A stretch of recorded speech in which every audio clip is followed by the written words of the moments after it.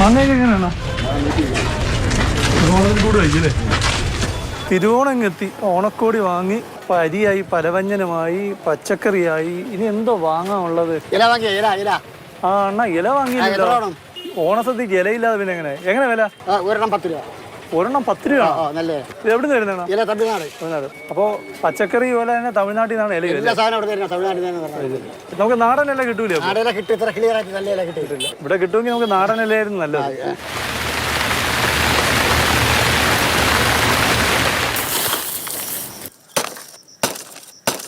നമുക്കുള്ള പച്ചക്കറി പോലെ ഇലയും പ്രധാനമായും വരുന്നത് തമിഴ്നാട്ടിൽ നിന്ന് തന്നെയാണ്.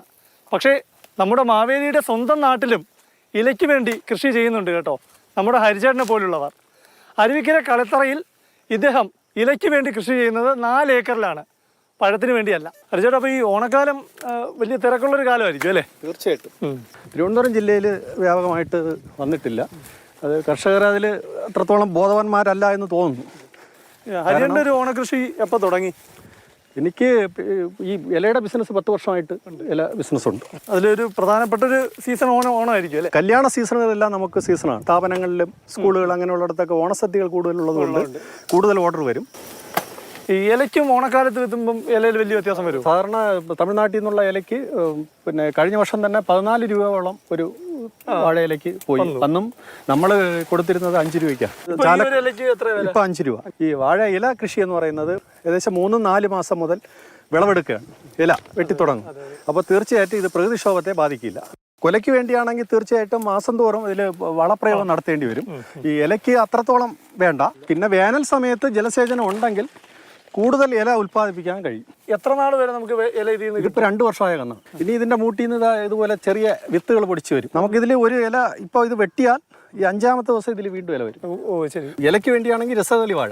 നമ്മൾ മറ്റു ജില്ലകളിലൊക്കെ ഞാലിപ്പൂനെന്ന് പറയും. നമ്മുടെ വീടിൻ്റെ പരിസരത്ത് എങ്ങനെയായാലും ഒരു സെൻറ്റിൽ ഇപ്പോൾ ഒരു 25 മൂട് രസകളി വാഴ ഇട്ടാൽ നമ്മളെ ഓണത്തിന് നമ്മളെ വീട്ടിൽ നിന്ന് ഇല മുറിച്ച് സദ്യ ഉണ്ടാവുന്ന ഒരു സംവിധാനം ഉണ്ടാവും ചെയ്താൽ.